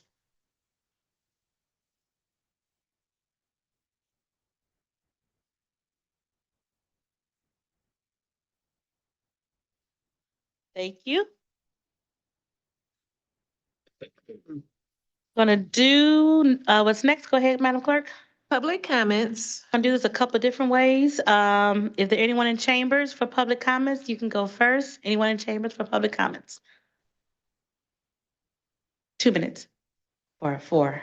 Yeah. Say hi, Brooke. Microphone, please. There we go. You're good. Mhm. Thank you so much, Madam Chair. Brooke Blackwell, Vice President of Government Affairs for Detroit Wayne Integrated Health Network. Just want to thank this body for the nominations to our body at DWIN. And then also I wanted to recognize and inform this body of the appointment of Commissioner Jonathan Kinlock as the new board chair for DWIN effective April 1st. Oh, all right. I think I prematurely did it at the last meeting. I didn't know it was April 1st, Jonathan. Okay, thank you. Thank you so much, Brooke. Thank you for all the work that you do with DWIN. Thank you. Next. Hi, good morning, almost afternoon. My name is Ben Gardner. I'm Michigan Senior Campaign Manager with All Voting is Local Action. We are a voting rights organization with a very simple mission to remove barriers to voting. And here in Michigan, we've done a very good job of that, I'm glad to say. But I'll just try and be brief in my remarks and just thank you for the passion that you showed in voting for the resolution today. The historical knowledge and context that you brought to efforts to suppress the vote here in America. And I just want to call attention to the coalition that's working against this to raise awareness about this issue. So we'll make sure I have physical copies here, but we'll make sure that you have an electronic copy that links to some of these organizations. I just want to highlight them because these are all nonpartisan organizations that are calling attention to this threat. And I think we're all committed to, thank you. We're all committed to working with you to inform and educate voters about this cynical attack on our voting rights. With that, my colleague from Voters Not Politicians will say more, but there's going to be a lot of work to do in the months ahead, and we would love to work with all of you in a nonpartisan context to raise awareness about this dangerous ballot proposal. So thank you for your leadership today, and we look forward to other Wayne County communities joining you soon in passing similar resolutions. So thank you so much. Thank you. Thank you for coming down. Thank you, Commissioners. I'm Christy McGillivray. I'm the Executive Director of Voters Not Politicians. However, I'm also wearing my constituent hat here. I live in Wayne County Commission District 1. So I obviously share the gratitude that Ben just expressed. It is really heartening to see such passion for bedrock pillars of our democracy amongst elected officials. Thank you. One thing I do want to point out is the nature of this particular attack on voting rights. A lot of the conversation today centered on the SAVE Act, which is the federal attack that's happening right now. And the work that we're doing here in Michigan is to beat back a ballot petition that has turned in 750,000 signatures. And it's been done at the behest of the Americans for Citizen Voting, which is an out-of-state organization that is funded by Richard Uihlein, who is an incredibly wealthy billionaire who has a long history of association with the John Birch Society. And if you are familiar with the John Birch Society, I'm sorry, because it is a really distasteful organization that is committed to white supremacy amongst a lot of other nasty things. So the push to beat back our pillars of democracy is multi-pronged. Here in Michigan, we have to make sure that this petition doesn't get on the ballot. We're challenging it legally. If it does get on the ballot, we're going to have to defeat it, and we will. And I just want to remind everyone, this is a part of the federal attacks. And just heard while I was sitting here listening to the meeting that the new DHS secretary made it through committee at the federal level. And one of the questions during his confirmation hearing included a statement that he would potentially send ICE to polling locations. So I really appreciate this committee's and commission's commitment to making sure that we protect our democracy. This has nothing to do with partisanship. It has everything to do with our ability to cast a ballot in free and fair elections. So thank you. Down this morning. Thank you so much. Anyone else in chambers for public comments? Is there anyone on Zoom for public comments? Any hands raised on Zoom? And no one on the telephone? Okay, we're gonna do a couple of things. We're gonna go back to emails momentarily. So I'm gonna have two public comments, portions of the agenda. Right now, I want to go to the next item, which is reconsiderations. Reconsiderations, There are none. Next item. remarks by members. Any remarks by members? I'll start with Commissioner Dobb. Thank you, Madam Chair. The Wayne County Women's Commission met last week on Thursday, March 12th. Our guest speaker was Erin Strand, a librarian with the Canton Public Library, who spoke on the history and importance of women in libraries. We passed a resolution in support of Senate Bill 145, which was introduced by State Senator Sarah Anthony, that addresses pay inequalities by protecting wage transparency and eliminating the use of prior wages and credit history as factors in employment decisions. And please also remember to mark your calendars for the Women's Resource Fair, which is happening on Thursday, April 30th at the Wayne County Community College Northwest Campus from 9:30 a.m. to 3:30 p.m. One other thing, since Commissioner Garza's not here, I'm going to do this just off the cuff, but his legislative director, Aiden Higgins, last day is today. So if he's not in the chambers right now, but go find him after the meeting, tell him congratulations. He's leaving to go take a position with Riverview Fire Department. I think it's a fire EMT position. So he's following his dreams, but he's been with the commission for a long, long time. He was with Commissioner Basham before Commissioner Garza, and we'll all miss him. So go say hi to him and congratulate him. Thank you. Thank you, Commissioner, for letting us know that. Thank you. We'll make sure we wish him well in his new venture. Thank you. Commissioner Kinlock. Yes, Madam Chair, pursuant to commission rules, I'll be submitting for the record a written statement in regards to the attack on Temple, Israel. Thank you. Thank you. We will receive that for the record. Thank you, Thank sir. Additional comments on this side? Remarks by members? Remarks by members? Vice Chair Palomero. Thank you, Madam Chair. If you've been near a television this week and happen to have Channel 4 WDIV TV turned on during a newscast, you could not have missed, I'm telling you the God's truth, several minutes of attention being brought to the Belle of the Ball prom dress donation program sponsored by our own Chair Bell. It received on every single newscast at least a 2 or 3 minute with interviews of various people, of staff people. It was a phenomenal tribute to the program, the idea.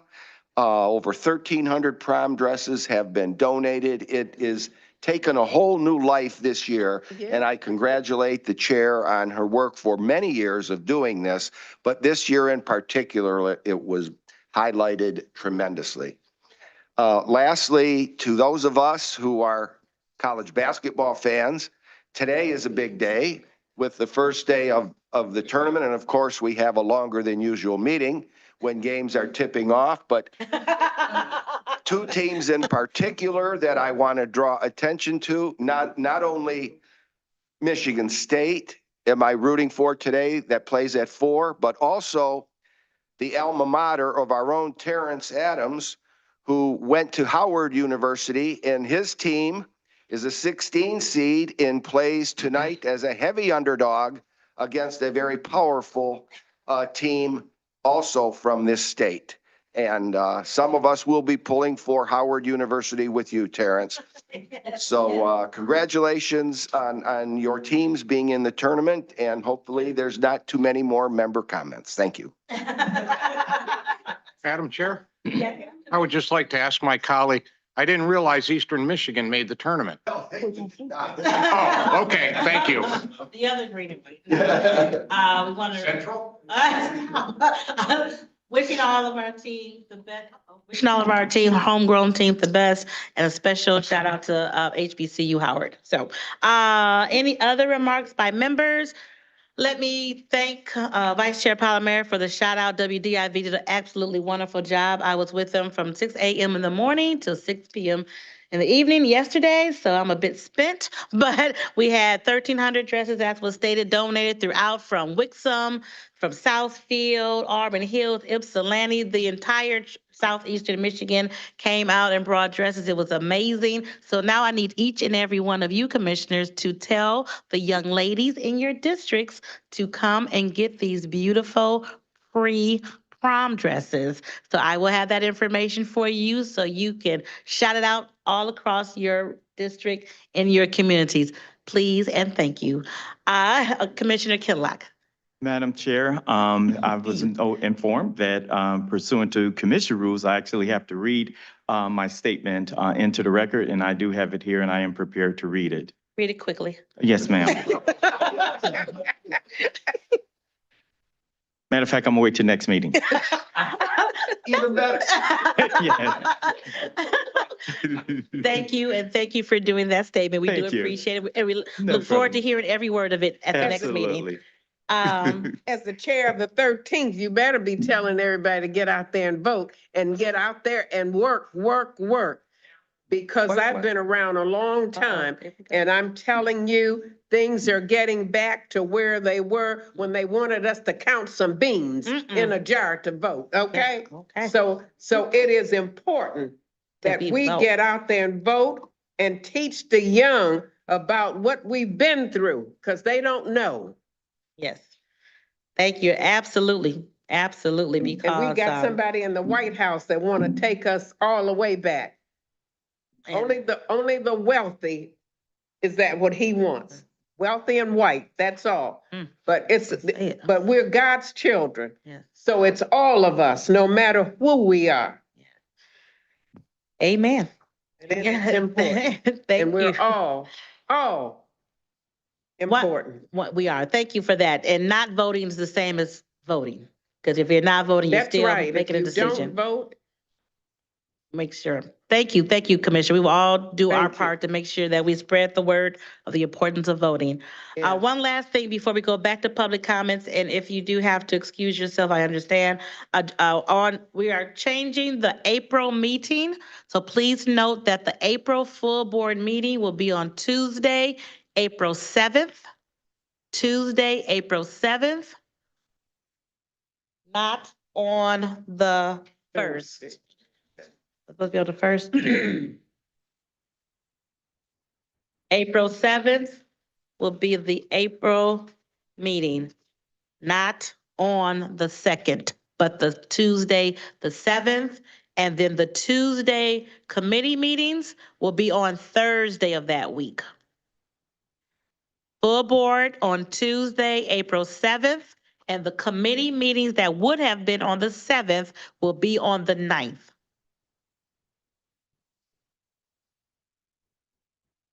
Thank you, Madam Clerk. The remainder of the public comments, please. This is from M.M.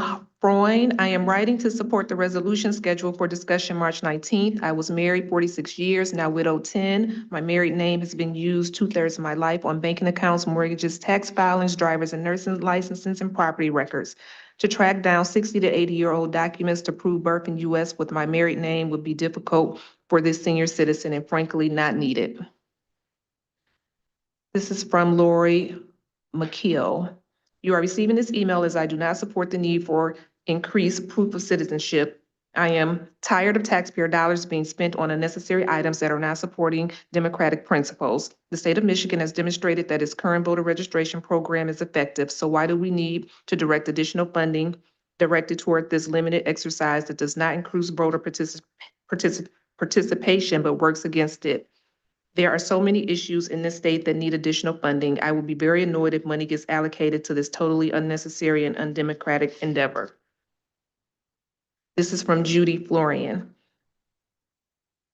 I submit the following comments to oppose documentary proof of citizenship. Creates unnecessary barriers, disproportionately affects specific groups. Non-citizen voting is already illegal, significant costs and legal issues. Linda Curry. I am writing to ask you to vote yes to adopt the resolution in support of local democracy, which is on your agenda for your March 19th meeting. Federal and state laws already prohibit non-citizens from voting. Angela Michelini. I am requesting the Wayne County Commission to vote yes to adopt the resolution in support of local democracy, which is on your agenda for March 19th. I am against documented proof citizenship. Federal and state laws already prohibit non-citizens from voting. This is from J. Moon Dupree. I am asking the Wayne County Commission to vote yes to adopt a resolution in support of local democracy. I ask the commissioners to please vote against any measures requiring every voter to produce documentary proof of citizenship before they register to vote and when they cast their vote. Such a measure would be both bothersome and unnecessary. When my wife and I were married almost 40 years ago, we combined our last names to show our love for each other and our commitment to each other. There's no proof that the election in our county are rife with fraud, and I find it burdensome and unnecessary to require this proof. Tony Ann Louise Jones.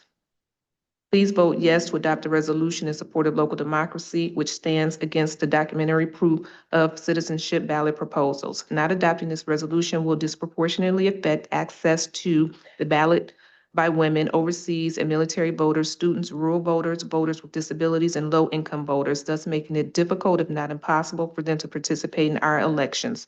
Adopting this resolution will keep Michigan elections fair, safe, and accessible. Janine Raquette. I am against documented proof citizenship and ask you to support the resolution in support of local democracy. Elections have been intensely scrutinized in the past couple of years, and there is no evidence of widespread fraud. There is a deliberate attack on voting rights, and it angers me greatly. The people should elect the candidates that will represent them, and I take offense to any effort made to make voting harder and more inconvenient. I am sick and tired of the vilification of immigrants who have not caused problems with voting fraud. The law is clear and that citizens can't vote, and few examples have been found of non-citizen voting. Margaret Bloom. I am asking Wayne County Commissioners to vote for the resolution in support of local democracy. We do not need any more restrictions on voters. We have adequate processes enabling U.S. citizens and residents of Michigan the opportunity to vote without adding unnecessary documentation. Marsha Grome. My brother tried to get a real ID. He needed an official copy of his birth certificate. He was born in 1953 at Highland Park General Hospital in Wayne County and was continuously frustrated trying to obtain this. He finally just gave up. Scenarios like this will play out in countless ways to frustrate citizens and disenfranchise them from the voting process, thus denying them one of the most basic rights of our society. Judy Mazarane. I'm grateful to the Wayne County Commission for considering this resolution. I am hopeful that the vote will be to approve it in opposition to any ballot proposal or legislative effort that will require a DPOC for Michigan voters. The anti-voting movement is clearly aimed at making it difficult for all women and, yes, impossible for others. Requiring that I carry my birth certificate and carry a marriage license with me to the voting booth is punitive but possible. For many women, it's likely that a birth certificate is unattainable and a marriage license long gone in the process of moving from place to place. Nancy Solak.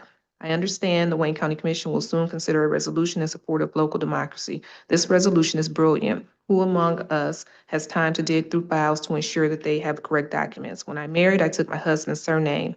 I have my birth certificate with my maiden name on it, but we never got our marriage certificate. We married 54 years ago. How long would it take to get that from Cook County in Chicago? This would be a huge barrier to performing my civic duty to vote. Please also consider that there are other voters who cannot afford to pay the document fees, especially at this time. From Vicky June. To all concerned, I respectfully ask you to vote yes on resolutions for local authorities to protect local decisions for their community needs without state intervention. Roberta Deering. On Thursday, March 19th, please vote in support of the resolution. The new requirements for documentary proof of citizenship to register to vote as proposed in petition seeking to amend the Michigan Constitution if passed would impose onerous barriers for eligible voters who do not have these documents nor the resources to get them and could disproportionately affect seniors, women or others who may have changed their names from what was on their birth certificates, low-income voters, and minorities. In short, these initiatives would prevent many eligible American citizens from voting. E. Ludendowski. I am writing to show my strong support for the resolution. I am particularly concerned about requirements for documented proof of citizenship for voting. Such measures would create significant barriers and unduly affect seniors, women, and low-income voters in our community. I respectfully ask that you vote yes for the resolution in support of local democracy. Katie Olson, I am one of millions of married women in America who chose to take my husband's last name. For those of us who do not have the means or ability to procure a passport or copy of our marriage license, the amendment proposed by the Americans for Citizens Voting will deny us our right to vote. For we are not alone. 21 million Americans do not have access to documentary proof of citizenship. Citizens already do not vote. Even the Heritage Foundation did an exhaustive study and found a mere handful of cases of voter fraud over 50 years. Conversely, this amendment would disenfranchise hundreds of thousands of Michigan voters. Eileen Bennington. I am a geriatric social worker, and I know that many, if not most, of the patients I work with do not have an original copy of their birth certificate. Married women also will struggle to vote if their birth certificate name does not match their married name. The details involved in this legislation to secure the vote is filled with challenging obstacles that will stop people who are American citizens from voting. I had a World War II patient who was not allowed to vote the last time this type of secure the vote legislation was placed. He landed in Normandy Beach, but had not driven in many years, was not a healthy man, and had not known his ability to vote could ever be challenged. He did not have a driver's license nor a state license since he felt confident he did not need to prove his citizenship with an updated ID. His outdated driver's license was not accepted. This veteran of World War II was not allowed to vote. Jerry Biggs, please vote yes to denounce the SAVE Act. It will imperil the voting rights of many citizens and create chaos and confusion. Deborah Henney, I am writing to ask you to vote yes in favor of the resolution in support of local democracy. It is clear that legislation and ballot initiatives in support of documentary proof of citizenship, which the resolution opposes, will prevent many eligible American citizens from voting. Opponents of DPOC have called attention to the fact that the legislation, if passed, would disproportionately impact married women and low-income voters who cannot afford the documentation. Please be aware that such legislation would also impact members of religious orders who often are given a new name when ordained. Additionally, the legislation would create chaos and much work for clerks when a woman registered to vote with her maiden name changed her registration when taking a married name, but returned to her maiden name when divorced. Whether or not that person would need to show divorce papers recognizing that she was resuming her maiden name is not clear and could lead to time-consuming, expensive challenges. Further, if the legislation should pass before the midterm elections, there may not be time for American citizens to obtain the required documentation. Janai Gilmore. As a resident of the city of Detroit, I'm writing to urge every Wayne County Commissioner to vote yes on the resolution opposing the American Citizens for Voting ballot proposal. Americans for Citizens Voting are thinly veiled attempts to disenfranchise eligible voters who lack access to POC documents such as passport. To be clear, if enacted, the act will only create barriers and unnecessary red tape, making it harder for eligible citizens to vote in elections. In addition to signing the resolution, please also help educate the constituents about the dangers of allowing the initiative to pass through not voting at all or by voting for it because on the surface it sounds good. This is from Ewa K. The Wayne County Commission will be voting on a resolution today. I'm asking commissioners to vote yes to adopt a resolution in support of local democracy. Special interest groups are paying circulators for 2 petitions in Michigan. The central requirement of these petitions is that every voter must produce documentary proof of citizenship before they register to vote and when they cast their ballot. Federal and state laws already prohibit non-citizens from voting. If this were to become law, it would unduly affect seniors, women, and low-income voters. There has already been particularly no fraud in Michigan, and the current system has worked and is working very well. There is no need to change it. I think I have one more.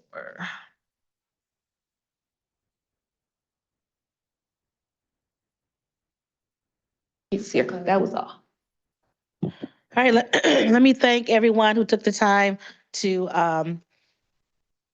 write their opinion on the resolution that we had before us earlier today. As you can see, people feel very strongly about this issue because it is a very serious issue, as was noted in the testimonials that we heard from those emails. So I wanted all of us to hear those written emails. I think we're almost 20 of them, Pam. 20. And thank you for reading them. 23. Thank you for reading them all. Again, a very important issue, and we have to really educate our constituents on what this could mean.